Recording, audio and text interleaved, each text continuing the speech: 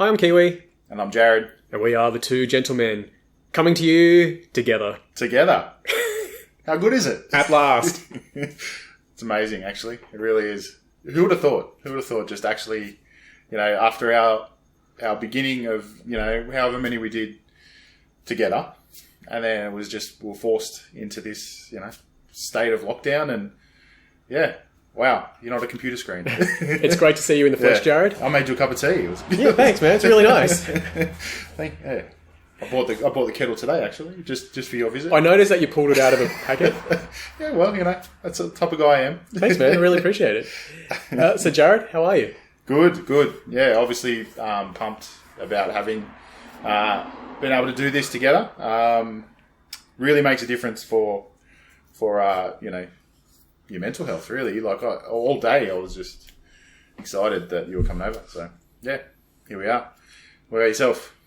Yeah, look, I feel pretty good. I'm tired, that's the truth. I came off a sleepover last night at work and I never feel great afterwards. Yeah. But, I'm really happy. That's why it was easy for me to come over, because I'm happy. Yep. And it's nice to reconnect with somebody. I saw my parents last week. I'm catching up with one of our best mates this Friday. So, yeah, I'm feeling pretty good. Yeah. Isn't it amazing this last weekend, just everything kind of has come together, and you see the smiles on people's faces. They're able to see people that they've missed for so long. So it's really cool. It's a shame that the picnics are sort of dying down. But I think, there's still people out having picnics and enjoying the walks, and I hope that stays. But yeah, it's been pretty good. But you see all these people around, and you get a glimpse into these people's lives when they're sort of saying hello to you, and when you run into people and all this sort of stuff. But I want to ask you, you're not super active online, so this might not be as relevant, but I am, and I see things that has made me ask a question. I believe I'm a caring guy, right? I'm a caring person, but there's a lot that goes on online that possibly you don't or shouldn't see. For example, someone posts online that their dog is sick, or someone they know is ill, or something has happened, they've lost their job or whatever. Look, I care, right? I really do. But where's the line that where can I draw a line of look, I care, but I can't take all this in. I've got my own stuff to deal with, and I don't know. Do you have that in some way? I know, like I said, I know you're not online, but do you have that? Do you get glimpses of that in your life? Yeah, definitely. You meet people everywhere everyone's got a story to tell. Yeah. Let's start with that. And you and we don't know anything about anyone's life. Well, social media kind of changed that. We know almost too much about a person's life. Yeah. So, look, we're all going through our struggles. And I think it's just important to acknowledge someone. I think that makes all the difference. Yeah. Just to let them know that, hey, I can see that you're suffering. I can see that you're going through something at the moment. And once they feel heard, I think that makes a huge difference for them. For us, how do we not take on the burden? I guess that's your question, isn't it? Well, yes. And am I a bad person for seeing it scrolling on? I care. I cared for that.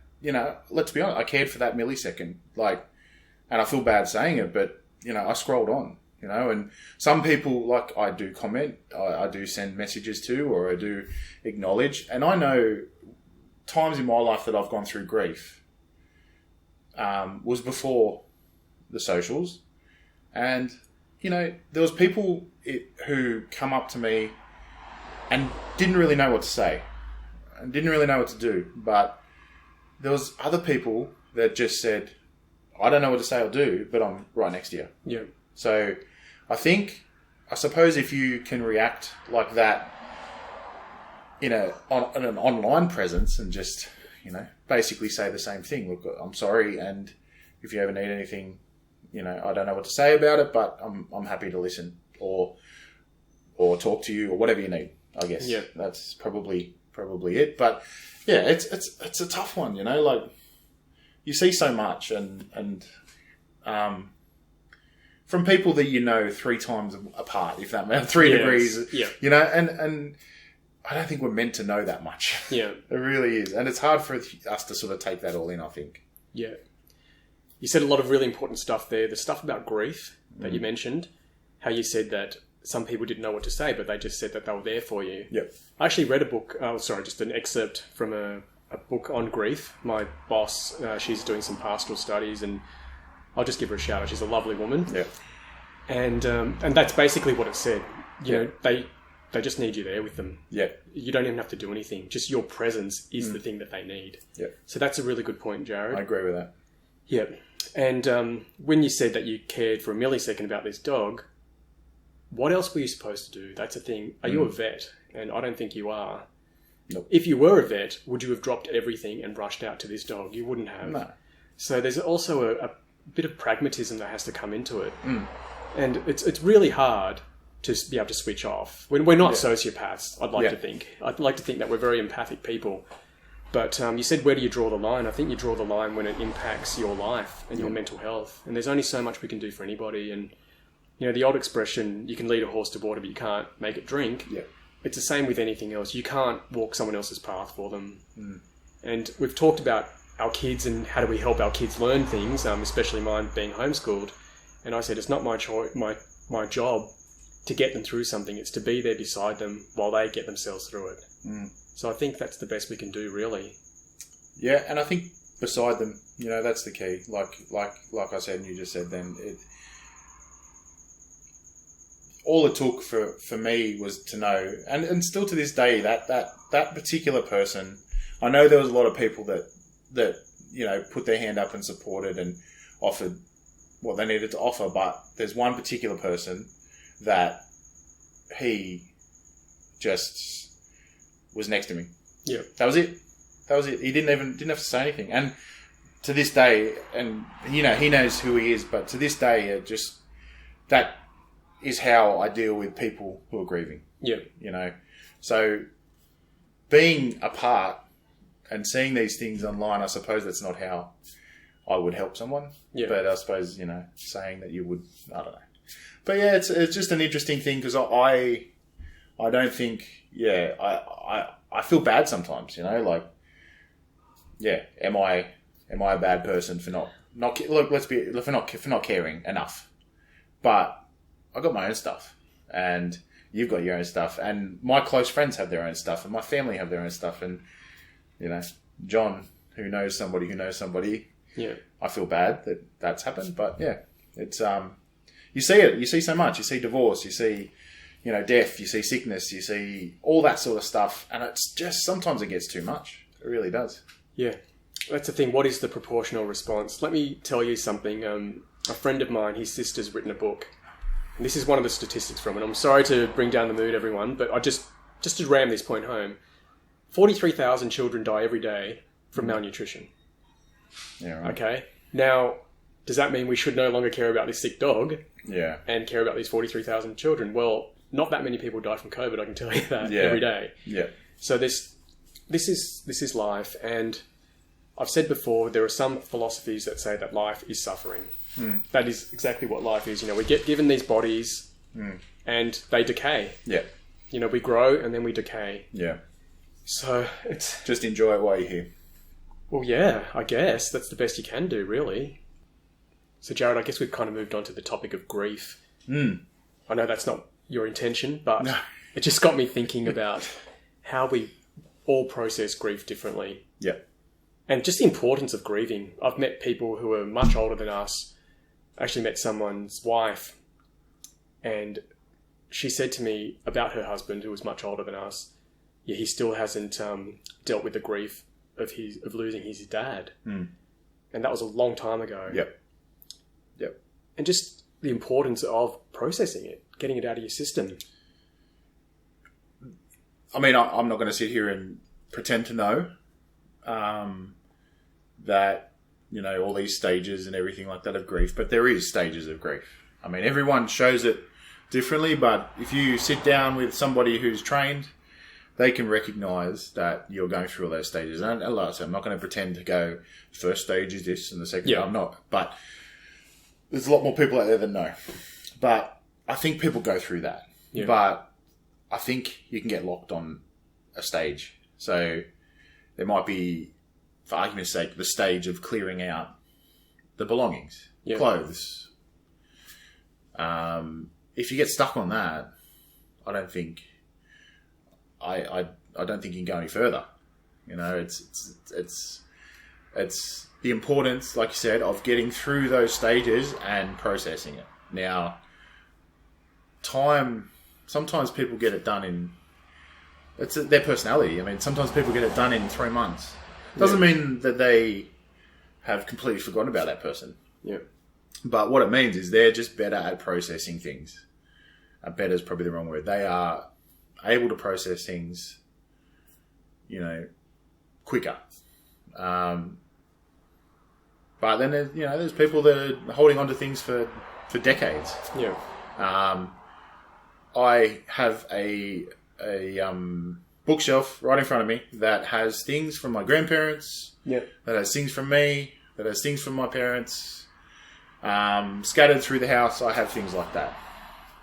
Doesn't mean that I'm holding on to that grief. It just of my grandparents. It's a reminder, a memento of that, right? Yeah. And little things that, you know, make me smile, thinking, okay, I remember that, you know, my grandfather's trophy. I always wanted it as a kid, and now I've got it on my shelf. You know, you know, I remember that little statue. I remember this. I remember that. But if that bookshelf, and there were 7 of them, and they were filled with everything that they've ever owned, I think, you know, from the outside, people should look at that and go, okay, there needs to be some sort of help there. Yeah. That person has been stuck, or the handbrake's come up, or something on that process. Yeah. Yeah. You said for some people they process it quicker, and you said maybe it's their personality. I don't know what the difference is, what makes it easier for someone. A colleague of mine who listens to this show, so just a shout out to her, she said that her mother died when she was quite young, and she hasn't got over it. Yep. She's just dealing with it better. She's still upset by it. And I understand that. Erica said that there's an old saying, when it comes to grief, the first 100 years is the hardest. After that, it's easy. Right. Yeah. So time heals eventually. Yeah, exactly. Yeah, exactly. And I don't know how I'm going to deal with everything. Look, you know what? Time. They say time heals. Now, I must say that time doesn't necessarily heal. What it does, it makes it changes the negativity that you were feeling at the time to be positive. Yeah. So, and I think that's a process again, but somewhere along that line is where everybody is situated, you know, and you hope that when it's time for you to go through these things, that you can remove yourself from that negative. And it's a natural thing. Hopefully it just happens. And then end up at that positive. And when I say positive, I don't mean, yay, you know, whatever. I mean, think of all the good times, you know. And you naturally, when you think of that person, you think of the good times. Or you think of that loss, you think of all the times that you've had. Whereas at the start, you tend to probably think if they've went through an illness or if it was, you know, traumatic in some way, whatever. If there was...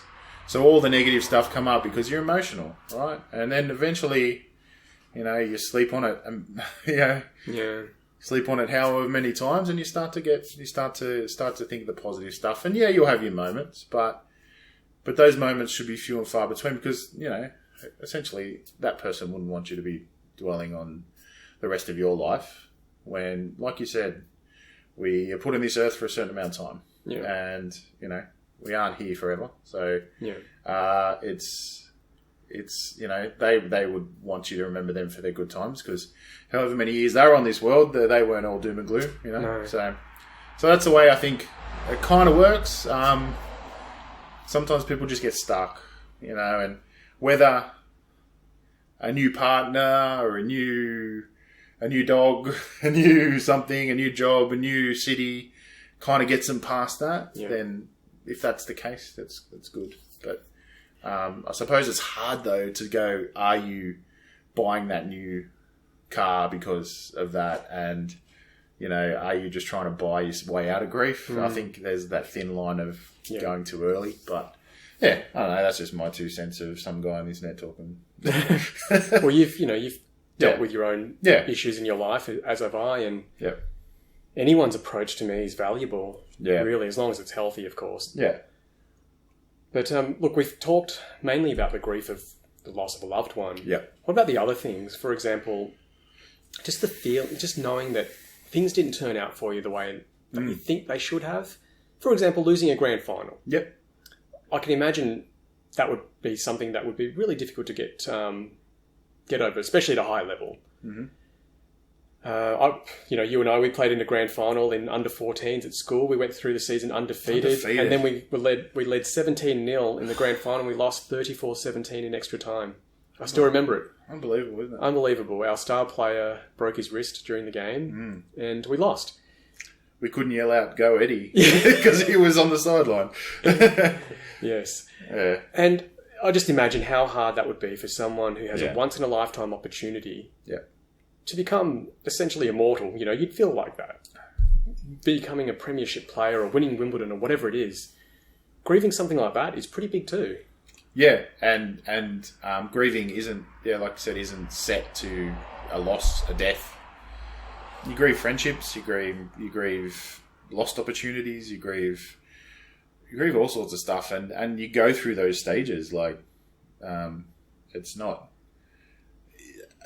just, obviously death is the big one. Death of a loved one is a big one, but death, losing a friendship is another grieving process. You think about that, or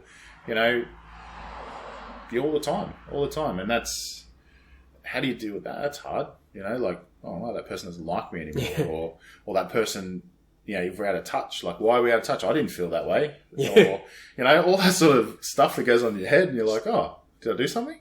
I just got ghosted. Did I stink? Yeah. So it's pretty. It's everywhere, and when you say grief, you kind of do divert your way to death, but grief is everywhere, and everyone deals with it in all sorts. Yeah. You could drop your favourite coffee cup. Yeah. And you got to go through that, like, irreplaceable coffee cup, and then like to the other people on the street, like, so what? Buy another cup, but yeah. Anyway. And that goes back to how much you're supposed to care. You look at something that looks huge to you. I mean, how big is it really? Like you talked about, you winning your grand final, and that someone's wife came in and said, "This is nothing." Yeah. But there are people out there who think the same thing about Wimbledon. Yeah. Who think the same thing about the NRL. I mean, the NRL is this tiny little sport. Yeah. It's this tiny little competition played by what? A few million. Played by 2 states. Exactly. And, watched by a few million people. That's it. Yeah. You mention in any other country, they're like, do you realise 43,000 children just died today? And you're worried about, the fact that you didn't get to lift a premiership. Yeah. So, like, how much are we supposed to care about anything, Jarad? I know. My mind is just now boggled. Exactly. Well, what are the priorities of life, really? And for me, with my dad almost dying this year, that really reframed a lot of things for me. Yeah. And I don't want to speak too soon, but I feel like when he does die, I'll be able to smile. Yeah. At his funeral, hopefully we'll all be laughing. Yeah. Because, we've got this second chance. It's kind of like, okay, guys, this is what's going to happen. Okay? So you've got this, who knows how much longer. Can you, just enjoy it now? Can you not take each other for granted? Yep. Yeah.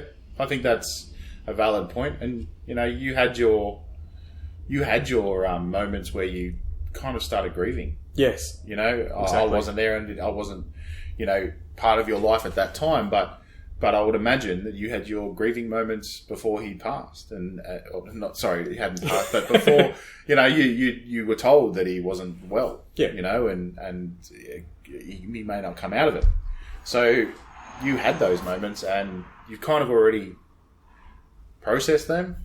Yeah. So, like you said, by the time, when life throws you that curveball, you may get to the point where you can smile. Yeah. Quicker. Yes. Than others. I hope we're, laughing at his funeral. I really do. And I think he would too. Yeah, he would love that. And he talks about death, quite openly. Yeah. He talked about, because he was in the Navy in Vietnam, he fought in the war, he was a sub-lieutenant of a ship that was sunk, and he was taken as a POW. Oh, wow. So the way he saw it was every day he went to work, he could die. Yep. That's just how it was. And he said he wasn't worried. He just thought, if I die, I die.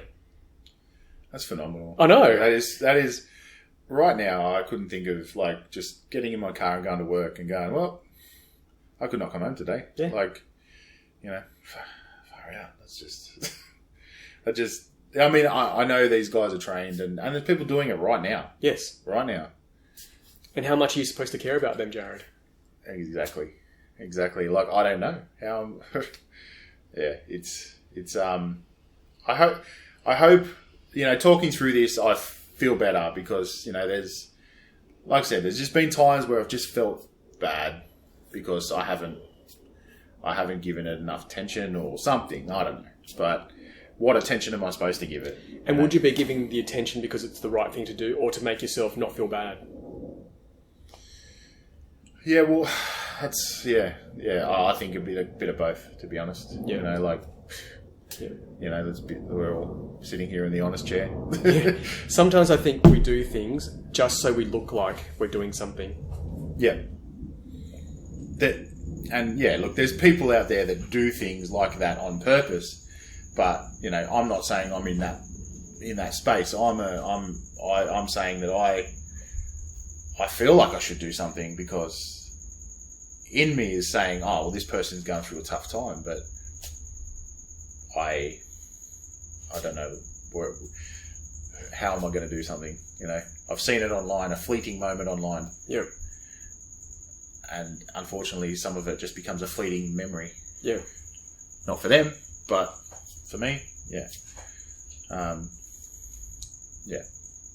It kind of makes you feel a bit lonely as well. I'm just thinking about this all, and it's like your suffering is purely yours. Like, as much as other people can care, like really, when you're walking the path, it's your path.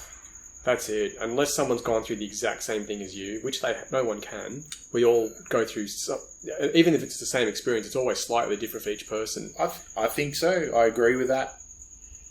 That's something that's coming into my head at times. That if you are going through a tough time, you can have friends and people around you, but you're the one that lays in bed at night with yourself. You're the one that has that it comes down to is you've got to get through this. Yeah. Whether it be whatever we've talked about over this last half an hour, but I feel like when my parents die, my brother, sister, and I will all experience it differently. Yeah. That's the thing. And we'll all have a completely different emotional response to it. For whatever reason, whether it's the circumstances of our lives, the relationships we had with our parents, the relationship we have with each other, everything else. Everything that, all the facets of life. And so therefore we will be grieving differently. But that's a good thing that, you all have a different piece of those people. Mm-hmm. So, I've got different memories of my people that have gone in my life to, people that have lost those same people. You know what I mean? Like it's like I said, I've got a statue here, I've got a trophy here, I've got something here to remind me of my grandparents and things like that. And my brother with the same grandparents would have different memories and different things and things that would prompt him to sort of. So, I think that's a good thing. Yeah. I think it's a good thing. Something Erica said to me, I'm not sure if I mentioned this in a previous podcast, it's that nobody has the same parents. Meaning, when my firstborn came into this world, I was, first-time dad. Yeah. My second-born child, he was born to parents who had 5 years and 9 months worth of experience. Yep. Yep. And your brother had different grandparents to you. Yep. That's the thing. Yeah, totally. So therefore, everything's different. Different memories, different things, different triggers. Different dynamics. Yep. So helping someone get through something is very hard because everyone's had it. Even like I said, even siblings, even people that are in the same household have had different upbringings, to a certain degree. Yep. So how do I help those people then, I guess, other than just offering my help? Even if I don't, I guess. I don't know. Like you said, just being there. Yeah. That really helped you. Being human. Just being human, because people get kind of weird and strange when things like that happen, and the human side sort of came out in some people where they just, you could sense the caring, whereas some people went robotic and not having a crack because it's really hard. Yeah, because I'm sure I've done both. That's a really good point. How comfortable is a person to go up to someone else and talk to them when they are going through something? I remember I was overseas with my sister and my dad, actually. It was in the Czech Republic, and there was a girl, I'm assuming that she didn't speak English. She probably did. I mean, everyone speaks English in Europe. I assume. But, well, they did to me anyway. And she was bawling her eyes out. We were at a train station, and she was just there crying, and I was like, I want to go over and ask her, are you okay? But I didn't feel right doing that. Yeah. And I genuinely did want to go and talk to her. Yeah. Well, what are you supposed to do in that situation? Yeah. Because you want to, but then you're like, what am I opening up here? Like, what is going to hit me back? You've got to be prepared for anything. If someone's sitting at a train station losing their mind, crying, something's happened. Yeah. Whether it's reality or whether it's mental, like a mentality sort of something's wrong, and they're sort of, it could be anything. It could be lack of medication. It could be illness. It could be you've got to. If you ask, "Are you okay?" to a person that doesn't speak English, you've got to be prepared to get A to Z. Like, I can handle that, but does this person want me to go up to them? Yeah, but that's like just saying hello to someone too. Yes, they're in an emotional state, but you could walk up to someone and say hello, and they don't want you to say hello to them. We are using our experiences to go, okay, we can speak to these people, or we should, or we shouldn't, or whatever. Now, that is a volatile situation. You have no idea, like I said. You have no idea. Well, if you were crying at the train station, would you want someone coming up to you and saying, hey, mate, is there anything I can do for you? I don't know. Maybe it would be the point that saves me. You never know. Or maybe it will be the point that tips me over the edge. You know what I mean? Like, it's such a gamble. You could get, like I said, you could get hit with anything. It's that you're trying to care, and your natural instinct is to help. But yeah, and it's right there in front of you. Like, that's different to online. That's different to hearing about someone's cousin who's this has happened to, and it's right in front of you. You've got to make that decision. You're the one with the, you're in a, well, I'm just assuming in a better emotional state. I was. Than this person, so you're more rational, Yeah, I'm going to go for it, Jarad. Next time I see a girl crying at the train station, I'm going to go up to her. Report back to me. I'll ask her how. I'm sure you'll be successful, mate. But see, the thing is, I don't want to go, are you okay? Clearly they're not. No, that's a silly question. So where do you go to say, is there anything I can do? Yeah, can I help you? Yeah. Is there something you need? I don't know, but... You need a plan. Yeah, exactly. And we talked about this before, with confrontational conversations, it'd be great if you could have a set phrase. I think that's something we need to teach again. Like, when I say we, I'm joining your homeschooling classes. We need to teach this to your children. How do you... You need to have a plan when somebody's upset. Yeah. Maybe I should have just gone up to her and put my arm around her. Maybe patted her head. So that's risky. I'm going to say that's a little bit risky. Yeah. Patting her head. Yeah. All right. To our audience out there, look, I'm sure you guys are smarter than us. Can you please give us some tips? What would you like done in that situation if you were crying at a train station? Would you want some strange guy with a bad haircut coming up to you and saying, is there anything I can do for you? drop us a line on Instagram, Twitter, Facebook, YouTube, or our personal contact details if you've got them. Just picturing you walking up patting some girl's head. It's not going to go well in a foreign country. Anyway. Thanks, Jarad. Thanks, mate. Bye.